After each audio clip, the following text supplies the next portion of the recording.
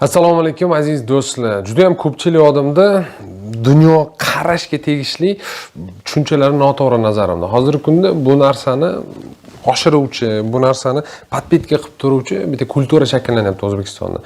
Pozitiv fikrlash haqida gapiraman. Pozitiv fikrlash, yaxshi niyat, pozitiv fikrlash va hokazo. Bizdan tushunishlik kerak, bu tarozini bir tomoni xolos. Agar haqiqiy natijalarga erishmoqchi bo'lsangiz, siz faqatgina bitta pozitiv fikrlashingiz bilan cheklanib qola olmaysiz. Bundan ham ko'proq gap aytish mumkin sizga. Pozitiv fikrlash sizga katta zarar yetkazishi ham mumkin.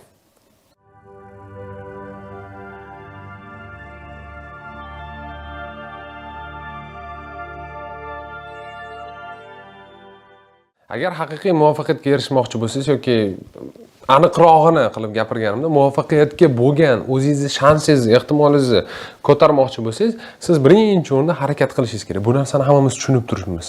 Lekin harakatni tagida qanaqadir motivi yotibdi. Motivatsiya deyiladi. Men yomon ko'rgan gaplardan biri, lekin har bitta harakatni tagida qanaqadir motiv bor.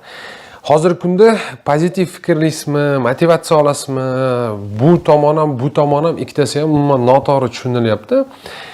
Bizdan tushunishingiz kerak.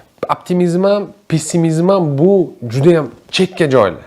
Ya'ni siz o'ta pessimist bo'lib ketib turib, faqatgina hamma narsaga yig'laydigan bo'lsangiz ham katta ehtimol bilan hech narsa qila olmaysiz, hech qanaqa natijaga erisha olmaysiz.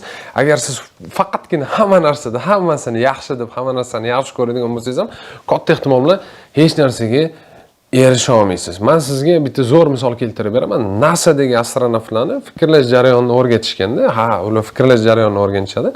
Fikrlash jarayonida pozitivni pessimizm degan tushuncha bor. Ya'ni ular har bitta narsani o'rtasini olishgan. Ham optimist emas, pessimist emas, ham pessimist emas, optimist emas. Ya'ni juda bir pozitiv fikrlar bormaydi, yo juda bir negativ fikrlamaydi. Ular bor narsani tan olishadi. O'ta pozitiv fikrlaydigan inson qanaqa insonlarga o'xshaydi? U og'zida bitta tishi bor, qolganlar to'kilib ketgan, tasavvur qiling. Mana bitta tishim bor-ku, suyunib yuribdi. Qolgan tishi yo'qligini sezmayapti.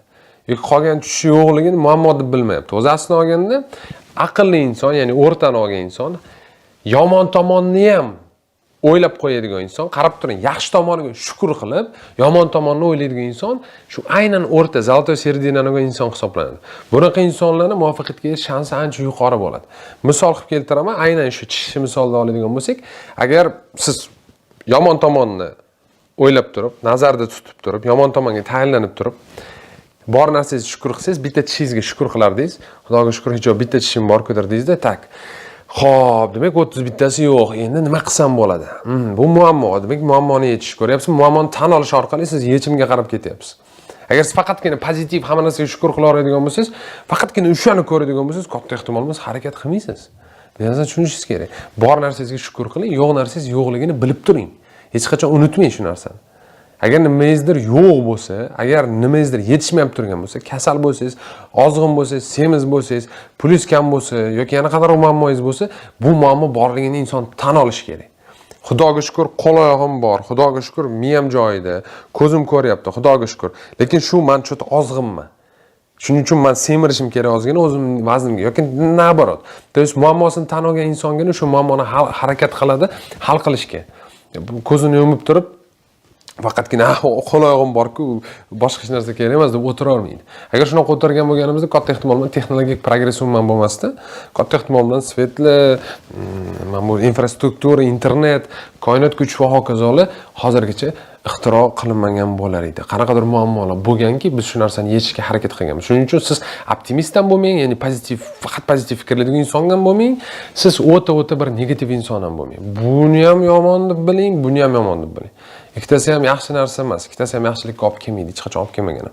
Haqiqiy ishbilarmon inson, tadbirkor deysizmi, daho deysizmi, qanaqadir bir kuchli professional deysizmi, u inson bor narsani tan oladi, bor narsani qabul qiladi, shukr qiladi, xursand bo'ladi va yo'q narsasi borligini ham bilib turadi, tan oladi va yo'q narsasining borligini bilgan holda o'sha narsaga harakat qiladi, shu muammolarni yechishga harakat qiladi. Hech qachon ko'zini yumib turib, faqat bor narsasini o'ylamaydi yoki bor narsasidan voz kechib turib, faqatgina yomon tomonni o'ylamaydi. Shuning uchun pozitiv pessimizm degan narsani siz o'zingizga qabul qiling. Shundagina oyog'ingizda qattiq turasiz, shundagina siz katta ehtimol bilan muvaffaqiyatga erisha olasiz. Sog' bo'ling, omon bo'ling. Meni rivojlantiring.